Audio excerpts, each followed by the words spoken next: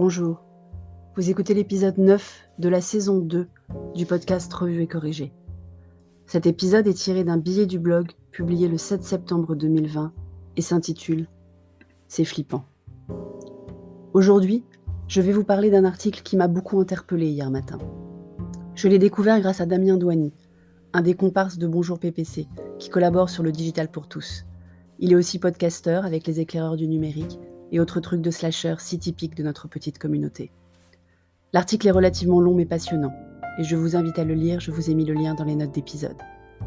Si vous n'avez pas le temps ou l'envie de le lire, un résumé rapide. 2 journalistes ont passé une année en résidence dans un collège de Vaux-en-Velin pour comprendre comment les élèves consommaient les médias et voir comment les aider à mieux appréhender les infos. Elles ont en fait découvert qu'ils avaient des sources d'informations privées, qu'ils étaient plutôt conscients instinctivement des fake news, mais qu'ils étaient exposés à énormément de violences sur Snapchat et autres réseaux. Violences qui devenaient banales.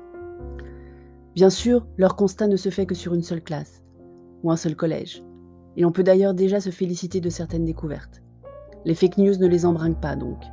Ils sont plutôt concernés par les injustices, voire militants. Ils sont sensibles au racisme, ils semblent ne pas tolérer les violences conjugales, ils veulent plus de couverture médiatique classique des infractions aux droits de l'homme.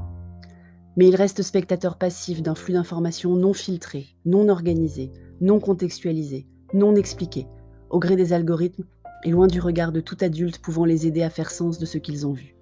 Et ils voient beaucoup de vidéos extrêmement violentes. J'ai trouvé ça complètement flippant. J'ai encore un peu, trop peu, de temps. Petit Dom n'est pas encore concerné vu son âge et notre interdiction formelle qu'il soit sur quelque réseau social que ce soit. Encore. Mais on ne va pas tarder à être confronté au problème. Il nous reste 2 à 4 ans max. Au-delà de la perte de contrôle pour le parent que je suis, c'est aussi super inquiétant sur l'appréhension de la violence au sens large.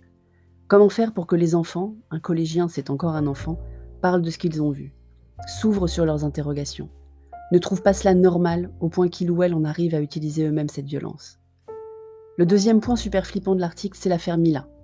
Ces jeunes collégiens ne comprennent pas la liberté de blasphème, mais alors pas du tout.